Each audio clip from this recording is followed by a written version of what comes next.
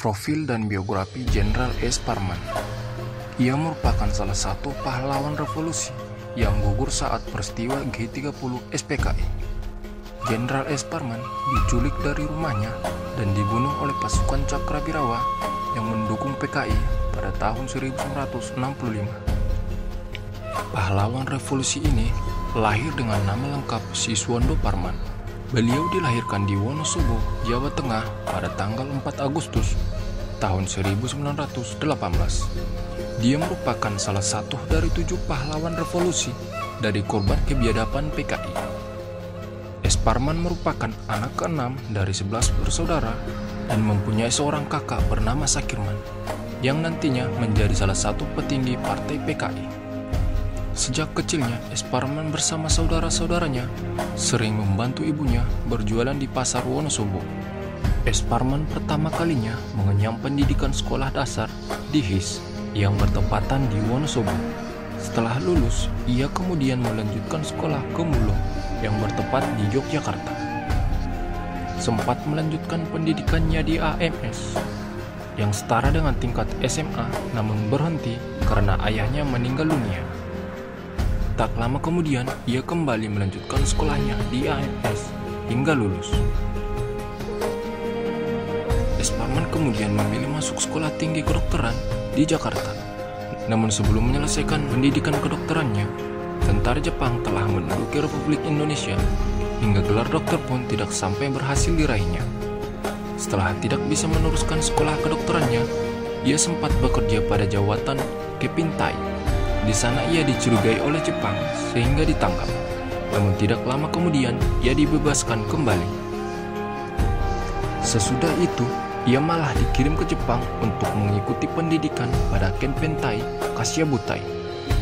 Sekembalinya ke tanah air, ia kembali lagi bekerja pada jawatan Kepintai. Awal karirnya di militer dimulai dengan mengikuti Tentara Keamanan Rakyat atau yang lebih kita kenal TKR, yaitu Tentara Republik Indonesia yang dibentuk oleh Proklamasi Kemerdekaan. Pada akhir bulan Desember tahun 1945, ia diangkat menjadi Kepala Staf Markas Besar Polis Tentara di Yogyakarta. Selama agresi militer kedua Belanda, ia turut berjuang dengan melakukan perang gerilya. Salah satu keberhasilannya saat itu adalah membongkar rahasia Gerakan Angkatan Perang Ratu Adil atau APRA yang melakukan operasi di Jakarta di bawah pimpinan Westerling. Selanjutnya, pada tahun 1950, ia diangkat menjadi Kepala Staf dan setahun kemudian dikirim ke Amerika Serikat untuk mengikuti pendidikan pada Military Police School. S. Parman dikenal ahli dalam bidang intelijen. Sekembalinya dari Amerika Serikat, ia ditugaskan di Kementerian Pertahanan. Untuk beberapa lama kemudian, ia diangkat menjadi Atase Militer RI di London pada tahun 1959. 5 tahun berikutnya, yakni pada tahun 1964, ia diserahi tugas sebagai asisten 1 Menteri Panglima Angkatan Darat dari Ahmad Yani. S. Parman saat itu naik menjadi Mayor Jenderal. Sebagai asisten 1 Menteri Panglima Angkatan Darat, S. Parman lebih banyak mengurusi bidang intelijen. Maka ketika PKI mengusulkan agar kaum buruh dan tani dipersenjatai, ia bersama sebagian besar perwira Angkatan Darat lainnya menolak usulan yang mengandung maksud tersembunyi itu. Dengan dasar itulah kemudian dirinya dimusuhi oleh PKI.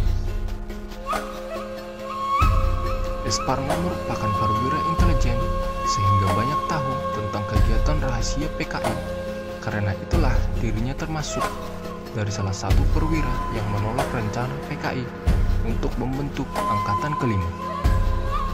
Maka pada pemberontakan yang dilancarkan oleh PKI pada tanggal 30 September tahun 1965 yang dikenal dengan peristiwa G30 SPKI, S. Parman menjadi salah satu target yang akan diculik dan dibunuh. Pada tanggal 1 Oktober tahun 1965, Letnan Jenderal TNI Anumerta S. Parman diculik dari rumahnya oleh pasukan Cakrabirawa. Selanjutnya, ia dibawa ke lubang buaya di Halim Perdana Kusuma. Di sana, ia disiksa bersama 6 perwira TNI Angkatan Darat yang berseberangan dengan PKI. Itulah profil singkat dan biografi dari Jenderal S. Parman.